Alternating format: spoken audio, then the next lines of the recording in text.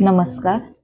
52व्या पनवेल तालुकास्तरीय विज्ञान प्रदर्शनामध्ये मी शैक्षणिक साहित्य निर्मिती या गटात सहभाग घेतला होता आणि त्यात मी निर्माण केलेल्या वेगवेगळ्या शैक्षणिक साहित्याची ओळख यात करून देणार आहे.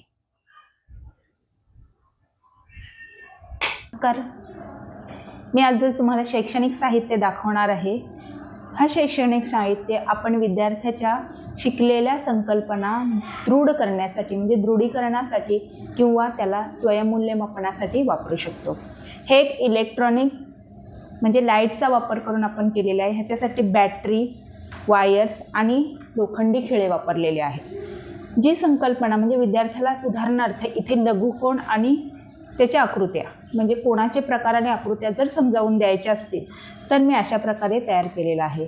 आता उदाहरणार्थ विद्यार्थ्यांनी आतापर्यंत कोणाचे जे प्रकार शिकलेले आहेत तर शिकलेले प्रकार त्याला बरोबर येतात की नाही तर स्वतः स्वयंअध्ययनाने शिकू शकतो. म्हणजे उदाहरणार्थ काटकोन, त्याला काटकोन ह्या आकृतीमध्ये शोधायची आहे तर तो एक एक जोडी लावत जाणार आणि काटकोनाची जर आकृती बरोबर असेल तर अशा प्रकारे तिथे लाईट पेटली जाईल, म्हणजेच त्याला त्याचं उत्तर सापडेल. आता दुसरं आहे लघुकोन. लघुकोन त्याला शोधायचं आहे. पुन्हा तो लघुकोनाची आकृती त्याला जर माहीत असेल तर डायरेक्ट लघुकोनापर्यंत जाईल किंवा एक एक आकृती तो चेक करत जाईल आणि त्याप्रमाणे तो लघुकोनाच्या जवळ जाऊन पुन्हा एकदा त्याचं बरोबर उत्तर सापडल्यावर अशा प्रकारे लाईट लागणार आहे.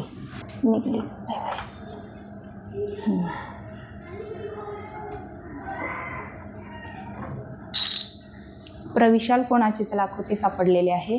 त्याच्यानंतर पुन्हा सरळ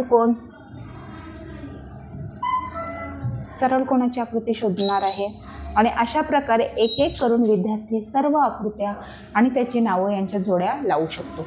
याचप्रमाणे आपण विद्यार्थ्याला एखाद्या संख्येचे वर्ग म्हणजे एखादी संख्या आणि त्याचे वर्ग याही जोड्या लावण्यासाठी शिकवू शकतो किंवा लहान गटातील विद्यार्थ्यांसाठी भौमितिक आकृत्या, त्यांची नावे आणि भौमितिक आकृत्या यांचीही ओळख करून देण्यासाठी आपण या विविध प्रकारच्या पट्ट्या तयार करून ज्या संकल्पना आपल्याला विद्यार्थ्यांकडून दृढ करून घ्यायच्या आहेत त्या दृढ करण्याच्या संकल्पना आपण अशा प्रकारे पट्टीने वापरून त्यांच्या जोड्या जुळवून सांगण्यास विद्यार्थ्याला स्वयं अध्ययन करण्यास सांगू शकतो.